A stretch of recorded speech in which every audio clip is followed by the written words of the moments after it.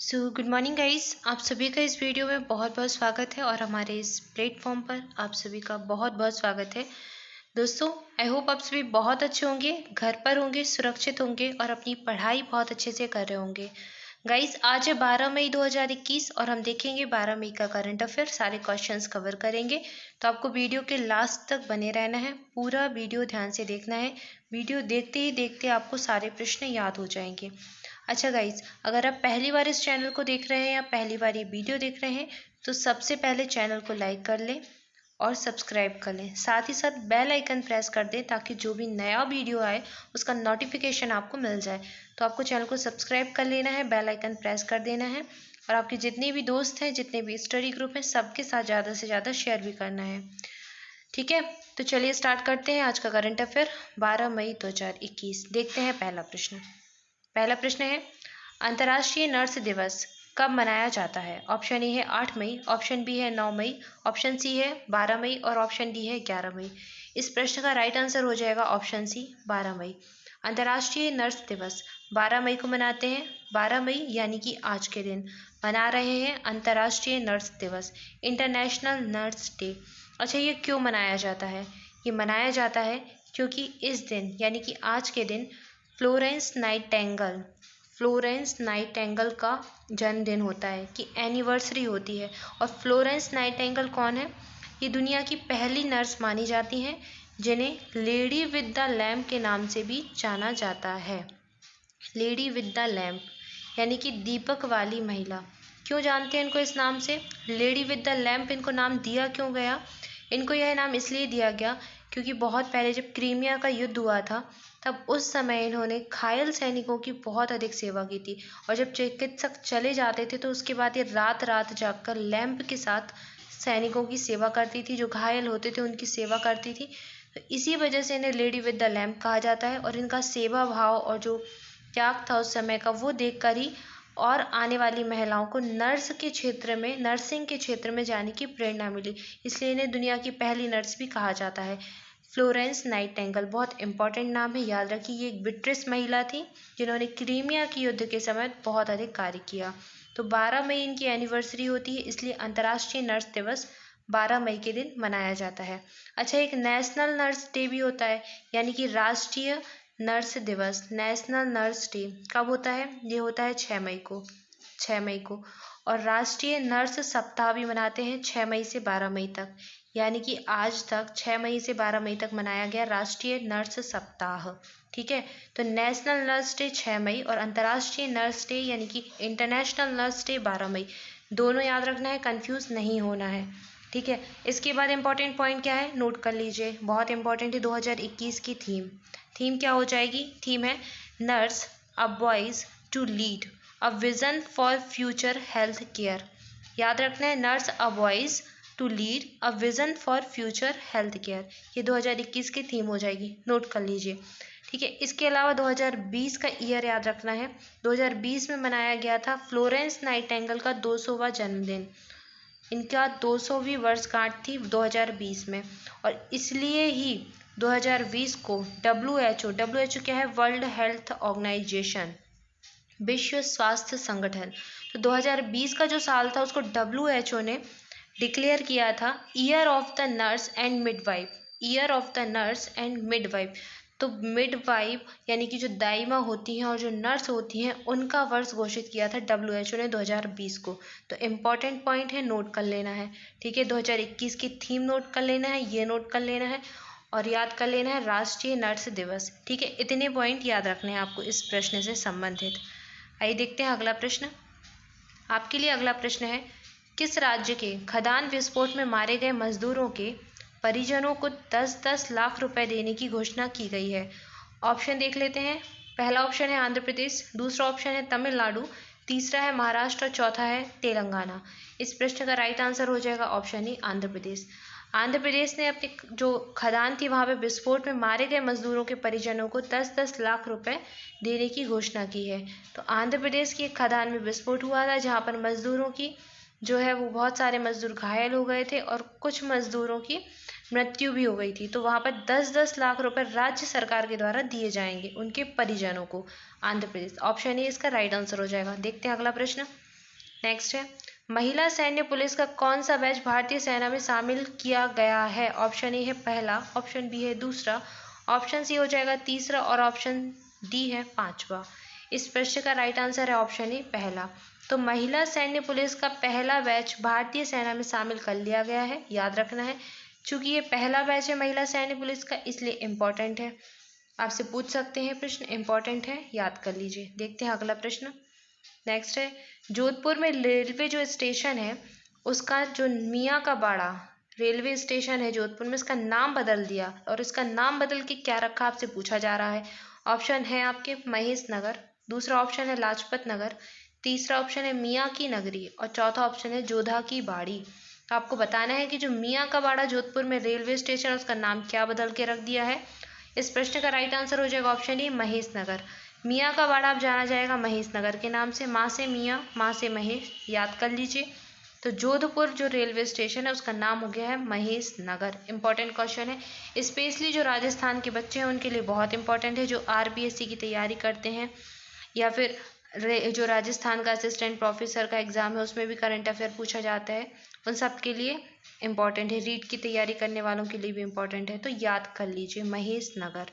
ठीक है, इसके अलावा ग्रुप डी और एनटीपीसी, ये एग्ज़ाम जो भी बच्चे देने वाले हैं उनको पूरे भारत का करंट अफेयर बहुत अच्छे से याद करना है, क्योंकि वो किसी भी स्टेट का कोई भी प्रश्न पूछ सकते हैं। तो याद कर लेना है, मियाँ का बड़ा का नाम रहेगा महेश नगर। ऑप्शन ए इसका राइट आंसर हो जाएगा। देखते हैं अगला प्रश्न। अगला प्रश्न है आपके लिए, हाल ही में ट्विटर ने कोरोना से लड़ने के लिए भारत को कितने डॉलर सहायता राशि रूप में देने की घोषणा की है। ऑप्शन ए है आपका 10 मिलियन डॉलर, ऑप्शन बी है 15 मिलियन डॉलर, ऑप्शन सी है 25 मिलियन डॉलर और ऑप्शन डी है 19 मिलियन डॉलर। इस प्रश्न का राइट आंसर हो जाएगा ऑप्शन बी 15 मिलियन डॉलर। तो ट्विटर को सब जानते हैं, बहुत सारे बच्चे यूज़ भी करते होंगे ट्विटर। ठीक है, तो ट्विटर जो है वो कोरोना से लड़ने के लिए भारत को 15 मिलियन डॉलर की सहायता राशि देगी। अच्छा, ये जो राशि है वो सीधे भारत सरकार के अकाउंट में नहीं आ जाएगी। ये जो राशि है ट्विटर वो 3 एनजीओ को देने वाला है। ये 3 एनजीओ कौन कौन से हैं? एक तो आपका केयर एनजीओ हो जाएगा। ठीक है, तो एक जो केयर एनजीओ है उसको ये राशि मिलेगी, उसको दी जाएगी कितनी, 10 मिलियन डॉलर की राशि केयर एनजीओ को। इसके अलावा एक एड इंडिया नाम से एनजीओ है, एक एड इंडिया नाम से एनजीओ है, उसको दी जाएगी 2.5 मिलियन डॉलर की राशि। इसके अलावा एक तीसरा एनजीओ है जिसका नाम है सेवा इंटरनेशनल यूएस। क्या नाम है? सेवा इंटरनेशनल यूएस। तो इस एनजीओ को भी 2.5 मिलियन डॉलर की राशि दी जाएगी। तो जो एड इंडिया है और सेवा इंटरनेशनल यूएस है, इन दोनों को 2.5 मिलियन डॉलर की राशि मिलेगी। बाकी जो केयर एनजीओ है उसको दी जाएगी 10 मिलियन डॉलर की राशि। तो 3 एनजीओ में ये राशि बांटी जाएगी जो कि ट्विटर देने वाला है भारत को। ठीक है, अच्छा, ट्विटर के सीईओ कौन है? याद कर लीजिए, जैक डॉर्सी। कौन है? Jack Dorsey. इंपॉर्टेंट नाम है, पूछ सकते हैं आपसे रेलवे के एग्जाम में, बहुत इंपॉर्टेंट है ये रेलवे के एग्जाम देने वाले बच्चों के लिए, तो नोट कर लीजिए जैक डॉर्सी। कौन है? ट्विटर के सीईओ हैं ये, ट्विटर के सीईओ हो जाएंगे जैक डॉर्सी। इस प्रश्न का राइट आंसर था ऑप्शन बी 15 मिलियन डॉलर। देखते हैं अगला प्रश्न। अगला प्रश्न है आपके लिए, निम्न में से किस अभिनेता को उनकी शॉर्ट फिल्म हैप्पी बर्थडे के लिए न्यूयॉर्क इंटरनेशनल फिल्म फेस्टिवल में सर्वश्रेष्ठ अभिनेता के अवार्ड से सम्मानित किया गया है? ऑप्शन ए है अनुपम खेर, ऑप्शन बी है श्रीनगर किट्टी, ऑप्शन सी है विजय चंद्रशेखर और ऑप्शन डी है अच्युत कुमार। इस प्रश्न का राइट आंसर देख लेते हैं। इस प्रश्न का राइट आंसर होगा ऑप्शन ए अनुपम खेर। सभी जानते हैं अनुपम खेर को, ठीक है, बहुत सारी मूवीज में आते हैं। और इनको अभी इनकी जो शॉर्ट फिल्म थी हैप्पी बर्थडे, इसके लिए अवार्ड दिया गया है न्यूयॉर्क इंटरनेशनल फिल्म फेस्टिवल में सर्वश्रेष्ठ अभिनेता का अवार्ड। तो अनुपम खेर याद रखना है। ठीक है, ऑप्शन ए इस प्रश्न का राइट आंसर हो जाएगा। शॉर्ट फिल्म का नाम भी याद रखना है हैप्पी बर्थडे। ठीक है, देखते हैं अगला प्रश्न। आपके लिए अगला प्रश्न है, राष्ट्रीय सांख्यिकी ब्यूरो के अनुसार चीन की जनसंख्या पिछले एक दशक में 72 मिलियन बढ़कर कितनी हो गई? ऑप्शन ए है 2.411 अरब, ऑप्शन बी है 1.911 अरब और ऑप्शन सी है 1.411 अरब और ऑप्शन डी है 2.011 अरब। इस प्रश्न का राइट आंसर है ऑप्शन सी 1.411 अरब।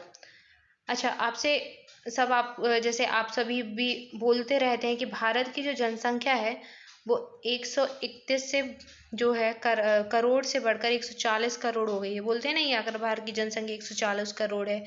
अभी जैसे किताबी तौर में तो 121 करोड़ ये जनसंख्या दी जाती है आंकड़ों के अनुसार, जो 2011 की जनसंख्या हुई थी, लेकिन वास्तव में भारत की जनसंख्या 140 करोड़ पहुंचने वाली है।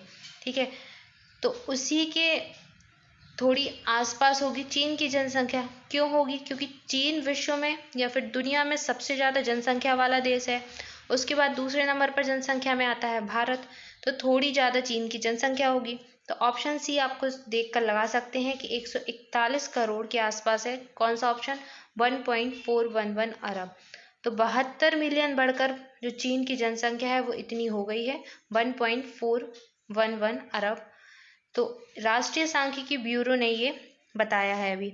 अच्छा, चीन की जो जनसंख्या है वो हर वर्ष बहुत अधिक बढ़ती है। लगभग 5.38 के परसेंट ये जनसंख्या हर वर्ष बढ़ती है। और जो 10 की वर्ष जो वृद्धि है इसमें 5.38% का इजाफा हो गया है और 0.53% का इजाफा औसतन हर साल हो रहा है। तो हर साल का अगर पूछे तो 0.53% चीन की जनसंख्या बढ़ रही है और 10 की वृद्धि जो है वो 5.38% के आसपास की है। तो जो चीन की जनसंख्या है 72 मिलियन बढ़कर 4.11 बिलियन हो गई है। ठीक है, और ये कितने करोड़ के आसपास है? 141 करोड़ हो चुकी है। तो ऑप्शन सी इसका राइट आंसर हो जाएगा, 1.411 अरब। ठीक है, देखते हैं अगला प्रश्न। नेक्स्ट हो जाएगा, अफगानिस्तान में किस देश के वरिष्ठ राजनयिक बिनेश कालरा का निधन हो गया है? ऑप्शन ए है भारत, ऑप्शन बी है श्रीलंका, ऑप्शन सी है नेपाल और ऑप्शन डी है बांग्लादेश। इस प्रश्न का राइट आंसर हो जाएगा ऑप्शन ए भारत। अफगानिस्तान में भारत के राजनयिक थे विनेश कालरा। इनका हाल ही में निधन हो गया है, याद रखना है। कहाँ पर थे ये? अफगानिस्तान में। भारत के राजदूत थे। ऑप्शन ए इसका राइट आंसर हो जाएगा। देखते हैं अगला प्रश्न। नेक्स्ट है, सांस्कृतिक संपत्ति की पहचान करने के लिए हाल ही में किसने ऐप लॉन्च किया है? Interpol, UNESCO, UNICEF, World Bank. इस प्रश्न का राइट आंसर देख लेते हैं। क्या हो जाएगा? Option A interpole. इंटरपोल क्या है? इंटरपोल एक संस्था है जिसका पूरा नाम होता है अंतर्राष्ट्रीय आपराधिक पुलिस संगठन। इसी को इंटरपोल पोल कह देते हैं शॉर्ट फॉर्म में। तो इसने अभी एक ऐप बनाया है। ऐप का नाम क्या है? ID art. ID आर्ट इस ऐप का नाम है। तो इस ऐप को बनाया है जो कि सांस्कृतिक संपत्ति की पहचान करेगा। तो ये जो मोबाइल एप्लीकेशन है ये चोरी हुई सांस्कृतिक संपत्तियों की पहचान करेगा, तस्करी की गई और तस्करी को कम करेगा तथा चुराई हुई जो कलाकृतियां हैं उनकी पुनर्प्राप्ति की संभावना को बढ़ाने में मदद करेगा। तो इंटरपोल का यह ऐप है जो बहुत उपयोगी साबित होगा। जो चोरी हुई कलाकृतियां हैं पूरे विश्व में, पूरे देश मतलब जो दुनिया है उन सब जगह पर, तो उनका एक डेटाबेस तैयार करेगा कि कहाँ कहाँ से किस किस संग्रहालय से या कौन सी जगह से कौन सी कलाकृति चोरी हुई है। पूरा डेटा इस ऐप में इंस्टॉल रहेगा। ऐप का नाम इम्पोर्टेंट है, ID आर्ट। किसका है? इंटरपोल का। किससे संबंधित है? सांस्कृतिक संपत्ति की पहचान से संबंधित है। याद रखना है। इंटरपोल का फुल फॉर्म भी पूछ लेते हैं। क्या हो जाएगा? अंतर्राष्ट्रीय आपराधिक पुलिस संगठन। ठीक है, ऑप्शन ए इस प्रश्न का राइट आंसर हो जाएगा। देखते हैं अगला प्रश्न। नेक्स्ट है, इकोपिया किस देश में ऐतिहासिक परियोजना के लिए भारत में सौर प्रौद्योगिकी का उत्पादन कर रही है? ऑप्शन देख लेते हैं। क्या है ऑप्शन? ऑप्शन ए है UAE यानी कि संयुक्त अरब अमीरात, ऑप्शन बी हो जाएगा फ्रांस, ऑप्शन सी हो जाएगा रूस और ऑप्शन डी हो जाएगा इजराइल। इस प्रश्न का राइट आंसर हो जाएगा ऑप्शन ए UAE, संयुक्त अरब अमीरात। UAE यूनाइटेड अरब अमीरात। तो ये जो देश है, तो इकोपिया एक कंपनी है कहाँ की? इजराइल की। तो इजराइल की ये कंपनी इकोपिया भारत में सौर प्रौद्योगिकी का उत्पादन करेगी। किसके लिए? भारत के लिए नहीं, UAE संयुक्त अरब अमीरात के लिए। तो ये रोबोटिक सौर प्रौद्योगिकी होगी जिसका उत्पादन करेगी UAE। कहाँ पर? भारत में। इजराइल की कंपनी है, UAE के लिए करेगी इकोपिया। इकोपिया का नाम याद रखना है। कहाँ की कंपनी है ये कंपनी हो जाएगी इजराइल की। ठीक है, तो ये आपको याद रखना है। अच्छा, आपसे पूछ सकते हैं यहाँ के जो राजदूत हैं कौन कौन से? जो रॉन मल्का, इनका नाम याद रखना है, रॉन मल्का। ये इजराइल के भारत में राजदूत हैं। क्यों याद रखना है ये नाम? क्योंकि ये जो संबंध है, ये जो प्रौद्योगिकी का उत्पादन करने से लेके एक MOU साइन हुआ होगा, समझौता हुआ होगा, तो ये त्रिपक्षीय समझौता है। किस किस देश के बीच? भारत, इजराइल और UAE के बीच। तो तीनों जगह के राजदूत हैं, जो एम्बेसडर होते हैं, उनके बीच ये समझौता हुआ होगा। इनके नाम इंपॉर्टेंट हो जाते हैं इस प्रश्न में, तो नाम याद कर लीजिए। इजराइल के जो भारत में राजदूत हैं उनका नाम है रॉन मल्का, ठीक है। और जो UAE में भारत के राजदूत हैं उनका नाम है पवन कपूर। मोस्ट इंपॉर्टेंट है, NTPC का जो एग्जाम हुआ उसमें पूछ भी चुके हैं। UAE में भारत के राजदूत जो हैं पवन कपूर, और भारत में UAE के जो राजदूत हैं वो हैं डॉक्टर अहमद अब्दुल रहमान, ठीक है। तो कहाँ कहाँ के? UAE में और इजराइल में, ठीक है। यहाँ की याद कर ली। UAE में भारत के राजदूत कौन हो जाएंगे? पवन कपूर। कौन? पवन कपूर। और इजराइल में भारत के राजदूत कौन हो जाएंगे? इजराइल में भारत के राजदूत हो जाएंगे संजीव सिंगला SS, ठीक है। तो ये याद हो गया। इसके बाद भारत के याद कर लीजिए, ठीक है। भारत में इजराइल के और UAE के, ठीक है, ये याद करने हैं ना। तो भारत में इजराइल के हो जाएंगे रॉन मल्का, ठीक है। और इसके अलावा UAE के भारत में कौन से हो जाएंगे? डॉक्टर अहमद अब्दुल रहमान अलवाना। बहुत बड़ा सा नाम है, अब्दुल रहमान अलवाना, याद कर लो, काफ़ी है इतना। UAE के, ठीक है। क्लियर हो गया आपको? तो याद करना है UAE। ऑप्शन ए इसका राइट आंसर हो जाएगा, ठीक है। सो गाइस, ये था आज का करंट अफेयर। देख लेते हैं आज का प्रश्न। आपके लिए प्रश्न है, किस राज्य सरकार ने हाल ही में ग्लाइफोसेट पर पूर्णतः प्रतिबंध लगा दिया है? ग्लाइफोसेट क्या है? एक तरीके का कीटनाशक है जो कि खरपतवार को मारता है। तो इस पर पूर्णतः प्रतिबंध किस राज्य के द्वारा लगाया गया है? ऑप्शन है आपके बिहार, तेलंगाना, असम और कर्नाटक। इसका राइट आंसर आपको कमेंट बॉक्स में करना है। साथ ही साथ अगर आप पहली बार चैनल पर आए हैं तो सबसे पहले चैनल को सब्सक्राइब कर लें, साथ ही साथ बेल आइकन प्रेस कर दें। और हाँ दोस्तों, अगर आपको वीडियो अच्छा लगा हो तो वीडियो को लाइक भी कर दें, शेयर भी करें और सब्सक्राइब भी कर लें। Thank you guys for watching this video. आप सभी घर पर रहें, सुरक्षित रहें और पढ़ाई करते रहें। मिलते हैं नेक्स्ट वीडियो में। Thank you so much.